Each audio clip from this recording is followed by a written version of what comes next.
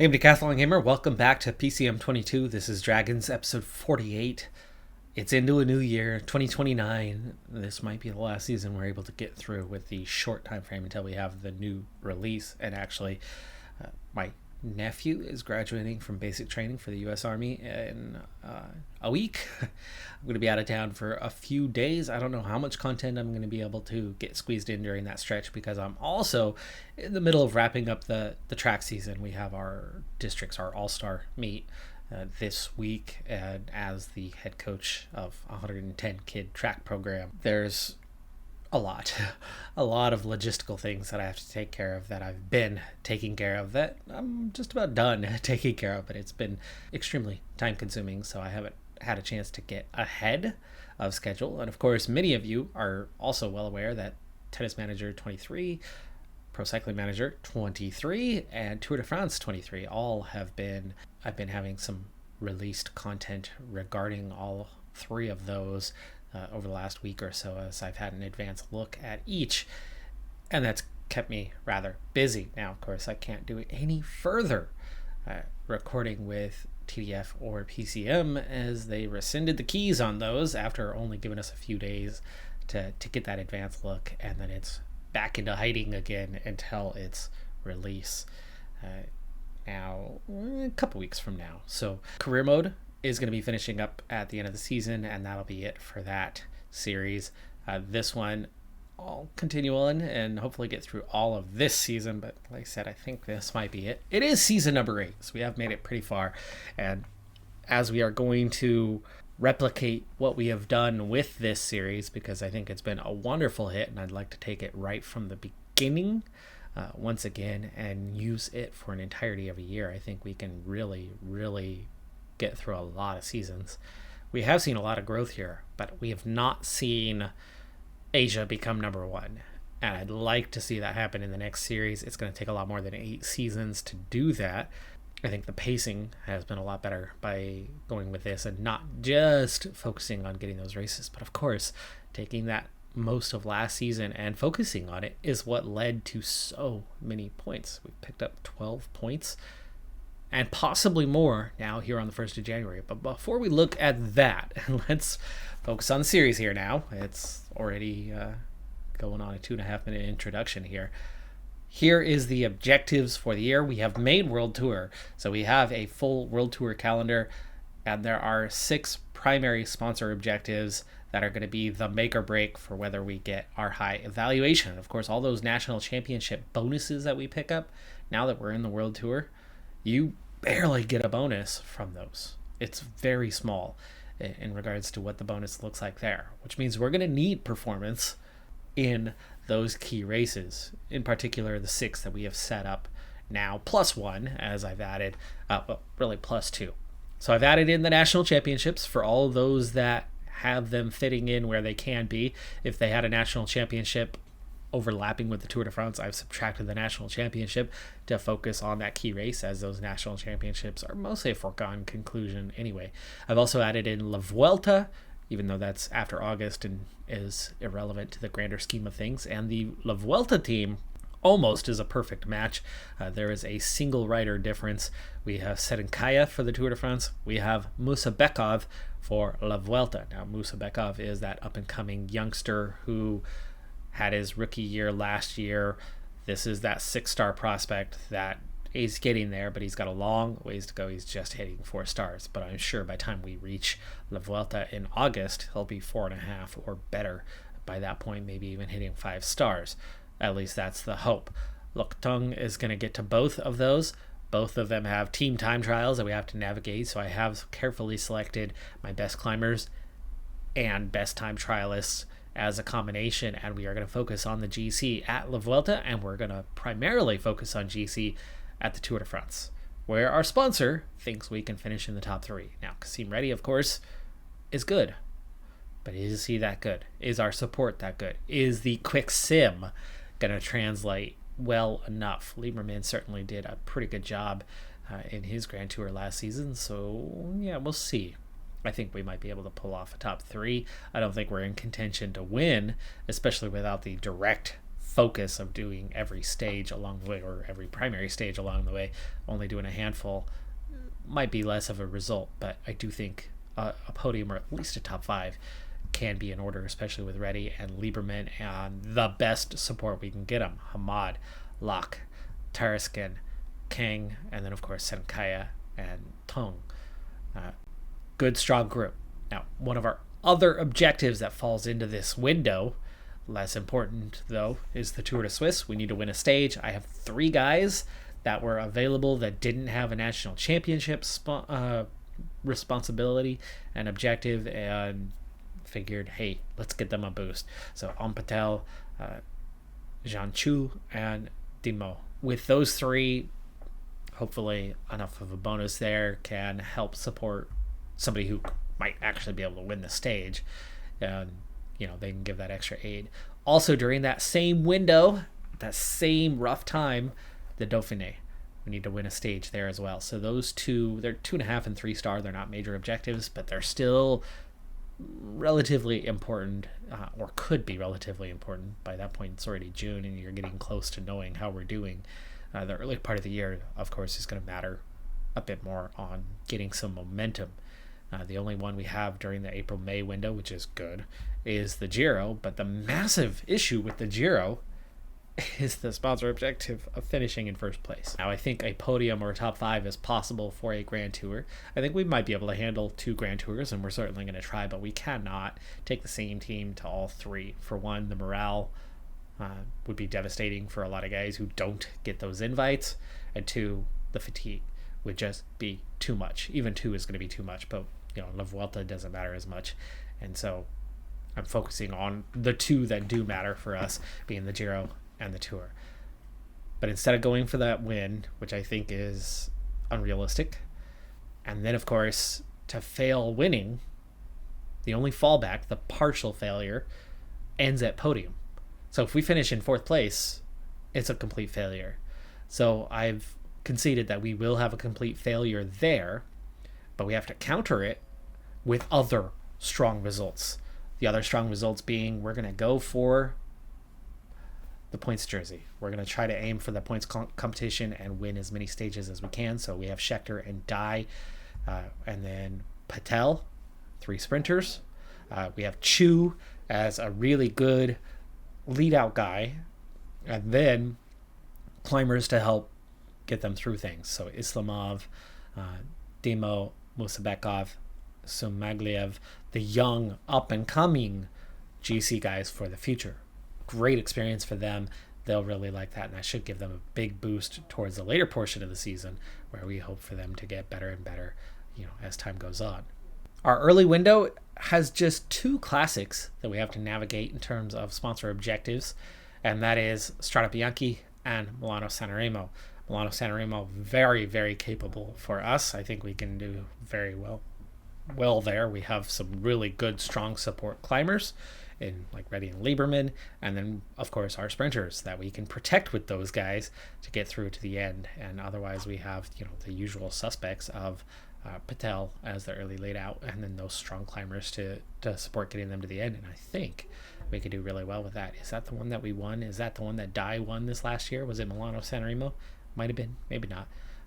But Strade Bianche, tougher ask. But as far as cobbled races go, that's your easiest one. It's gravel.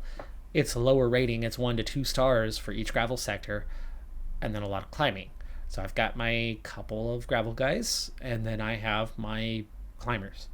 And we'll see if we can pull a top 10. All we need for either of those is a top 10.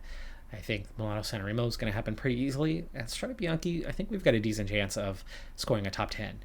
If it was a top 5, top 3, I'd worry about the combination of factors required to be in it at the end.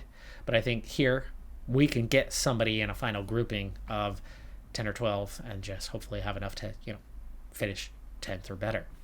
As far as the squad overall this season, we have 7 prospects up and coming. Musabekov, I think by mid-season will be a contributing guy and no longer a prospect, though obviously he'll have a long ways to go from being his best version of himself. But able to be a regular contributor. So we'll be down to 6 prospects now. Yamazaki's not going to go anywhere. He turned out to be a huge bust, but the other guys hopefully are all as expected and have some high potential.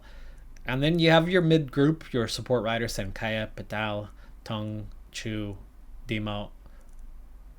Good riders, but definitely not capable of getting wins themselves. But you start getting in this 5-star territory, and we do have some quality. If we were Continental Pro, I'd be very confident that we can go out and dominate.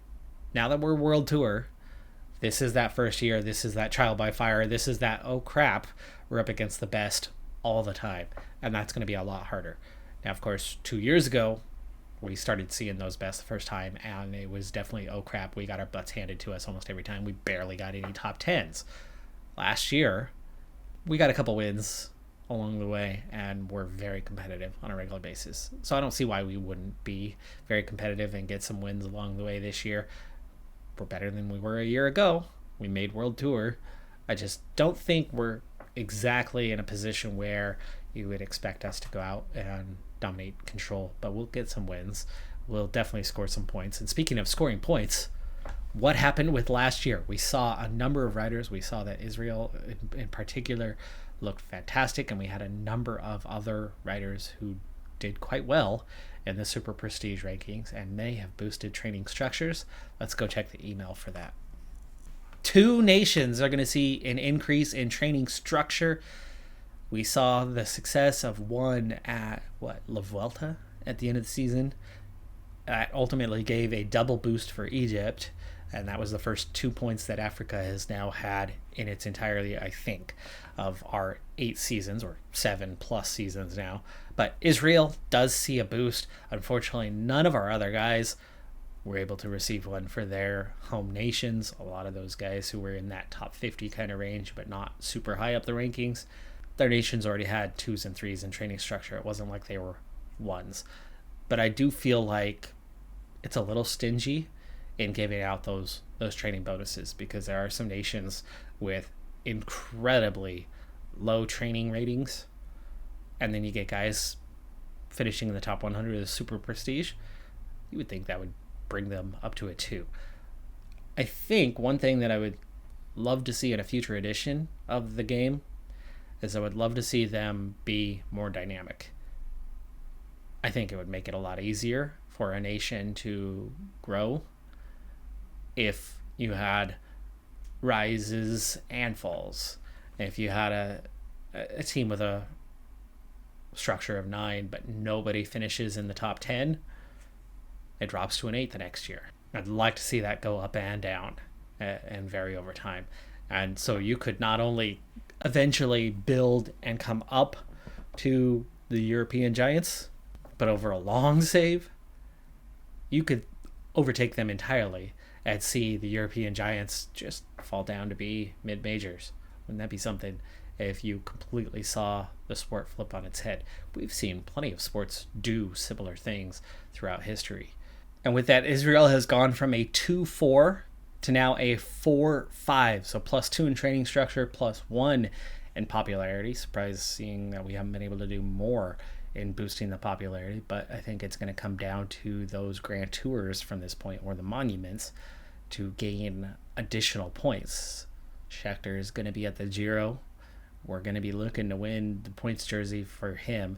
If we can win multiple stages along the way, that might just be a quick ticket to get additional 1 to 2 points in popularity in Israel to really start to turn it into a bit of a powerhouse in the database over time. Something that Israel Premier Tech certainly has done to boost the nation, to make it possible for me to find these guys, that we've now taken it to the next level. But this could be the year where we really start to push it even further, if we can grab those couple of popularity points, because there are nations, Japan, China, that have huge popularity. They just don't have the training structure. Israel didn't either, but we've added 2 points to that training structure now, and out of 4, I like their chances, especially with 2 of our 3 strongest riders are from there. They're capable right here, right now. We have some future riders that are capable from some other nations Kuwait, of course, could be seeing a big boost this year as well. But yeah, let's get to it. We've got a season ahead of us. We're into March, but it's been a rough start to the season. So far, the explanation is quite easy to understand. Most of our best riders have barely even seen the road so far. We started with very low fitness levels for everyone, and you can see right now, majority of the team is into the mid to upper 90s at this point, ready to compete for the first time. Now, the reason behind doing that is it keeps the drivers fresher longer, but it means we have scored very few points so far. We've had a single minor, very minor sponsor objective that bypassed that we did not succeed at, but otherwise we are ready to get going here with Strade Bianche, and let's see how we perform. For the entire group headed to this one, they are with an objective for this. I'm going to try to go through Strade Bianche here relatively quickly. We've got 122k to go though, so there's a long ways to go yet. Until moments ago, really, though it translates to a number of kilometers, the breakaway of 5 that has established a 5-minute breakaway was not establishing their breakaway. They had to go very, very deep to stay out ahead, and something tells me that there is something about that group that is rather strong. We're going to check in to see just how strong they are, because at least one team, and I think it might have been a couple, were not happy with those 5 in the break and chased and tried to bring them back. And in the end, those breakaway riders, those 5, succeeded in getting away. And once they finally got over 2 minutes, it allowed the peloton to just give up and sit up and allow them to get that now 4.5 minute advantage that they have. But they've got to be pretty strong if that's the case. Let's go check on those guys and see what we're doing with Reindering. Yeah, he's okay. Eamon's not strong. Ben O'Connor, Scott said there is some quality, and in different ways. So you have really good flat, you have some decent cobble, you have some capable climbers. So there's different guys that can handle different phases for that breakaway. Now overall, they're not crazy strong or anything like that. They're not a real danger. I'm a little surprised that a team or two were pretty keen on pulling those guys back. I would assume that the safe thought on what that would have been about is that they wanted to get one of their guys in the breakaway, and to set that particular rider up, they needed to pull the breakaway back. As Lieberman and Locke go down, both sitting on -2s. By the way, speaking of -2s, and pretty good size group. We're getting back on the bike before the peloton is gone, and both riders are moving again, though the field has split. There's another group of riders just ahead of us, and a 77 is not enough, so ride harder. This group will definitely reestablish contact here soon, especially as we're in the longest, flattest section, just entering the longest, flattest section, all the way between now and the finish line. For now, we have not regained contact with these two. Smagliev going solo for now as he was protecting one of those guys. Make sure he's staying put. And the mid group has regained contact with the peloton. Now it's just this trailing group that needs to get back up there. And still have some time to do so. Don't need to go crazy yet. We're at 80k to go. We are going to need to send someone to get water before too long here. And maybe Zamagliev can go do that now. And we'll send Locke to do that here for these two. It's a little early, but this is the best window of opportunity. You're going to run out of opportunity here soon enough, and these two might have to be aggressive and try to get forward on their own. Water here is done. What about Zamagliev? He's making progress. There's some definite change in elevation through this sector quite a bit. It's only 1 star though. Locke and Lieberman are back in contact. Let's put Locke on protecting Lieberman for now, and Lieberman will try to make his way back forward as he's more of a favorite for us. Zamagliev and Schechter each have been dropped here. Zamagliev did finish the water task.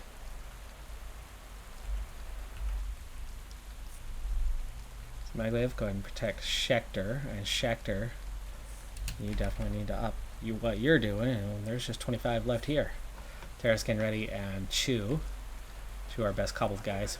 And Ready, a great climber. So that's why I've got them combined. Front 5 have dropped 1 rider. And this chase group. And then this chase group, which is the bulk, has all 4 of our guys. But how far back are these 2? That's 1 group. Yikes. Right, Lieberman, push a little bit harder. Your group actually just lost contact. Somehow ahead of you, even though you're going at a 90.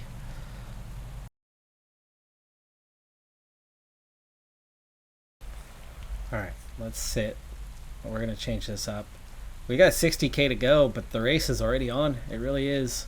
So we're going to get these 2 up to the other 2 to try to get them back in. They are almost there now. They were quite a distance behind. They are so much closer now.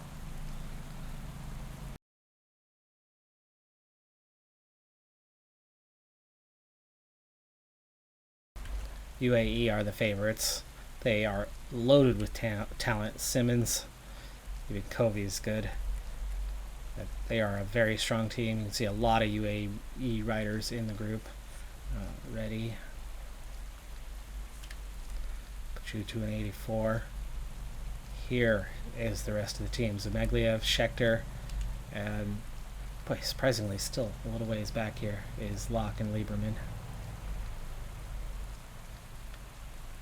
A lot of distance still to traverse, so it's definitely not over for these guys. Peloton back up to 118. For now, they are in contact, but don't count on that being the case for much longer. Now, Locke has gone as deep as he can go, so we're going to get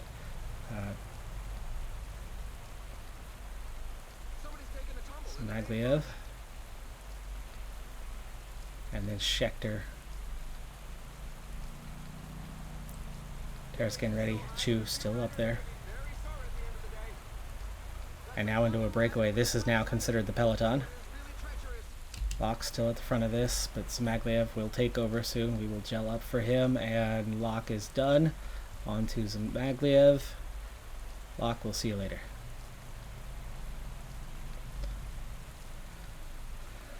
Zmaglev is looking stronger than Schechter at this point, so I think we might want to swap these 2. In fact, Zmaglev is probably looking better than both of them. Arnsman is spinning. Schechter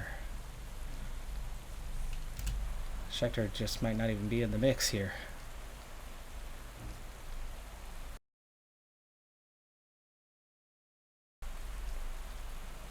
Zmaglev leading us back towards the front. In fact, teammates finally in sight. Schechter has been dropped. He's out. 59 left in the peloton. We have brought 2 riders forward at least.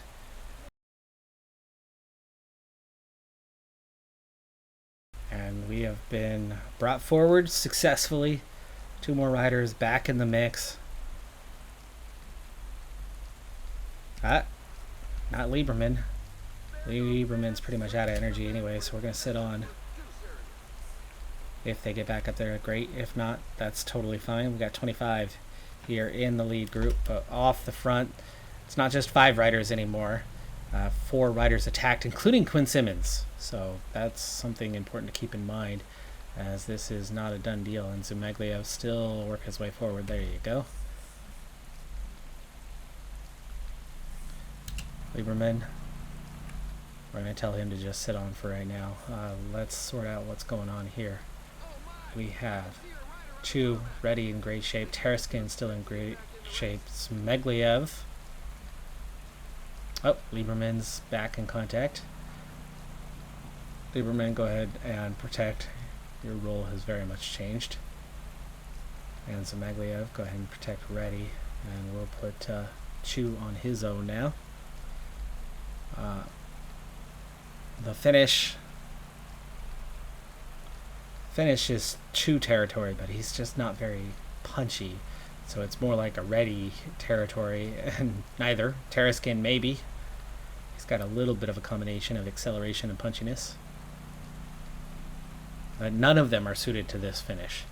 So we really are just trying to aim for the top 10 that we're looking for today. Lieberman Gel, 47 in the group. Those front three, 50 seconds ahead. Oh my gosh. These guys are not coming back. They have no chance. They're going to be way behind. Let's just make sure that they're not injured. All three get moving. But you got to be kidding me. We just lost. We just lost majority of our team. Wow. Bad luck. Smaglia, protect Chu. We're definitely riding for Chu now. 36 riders left in peloton. Those guys are 3 minutes behind. They have no chance of making it back up here.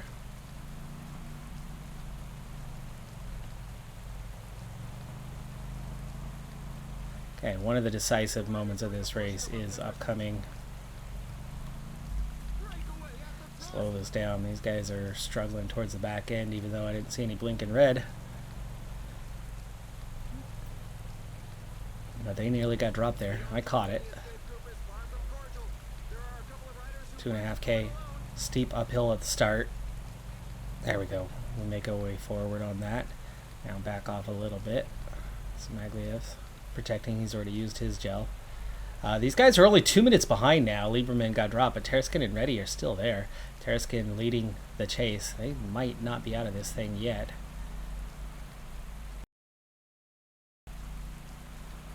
And Chu now sitting up. Smagliev is tired.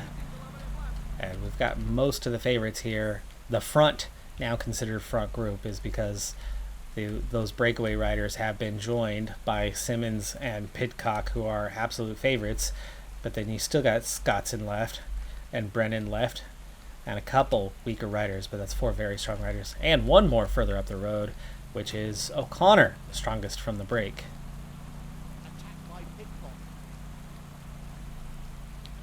And we just caught 4 of those riders. Only 2 remain off the front now. And 21 here. And Zamagliev has been dropped as he ran out of energy. Let's tell him to wait for these guys. Can he restore just a little bit of energy through here and get back to them? Because Tereskin is out of energy, so he could go help Reddy. That's already a minute behind himself. So if we have any hope, we need something here with Zamagliev and Reddy.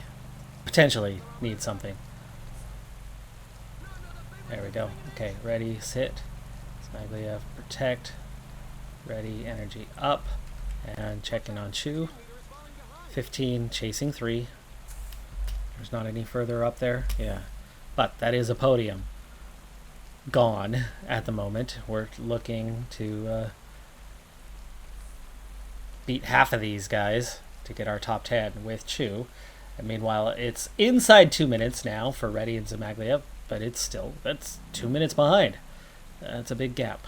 That's a big gap. And there's not enough chase in them. I think we'll be kind of done finish line with Reddy, with Chu, to then take Reddy and do what we can for the finish line. And there is O'Connor. So we're coming back at O'Connor now.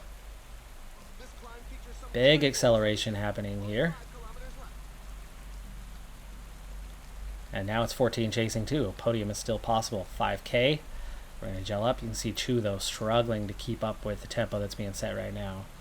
Last little downhill section before you head into that final bit.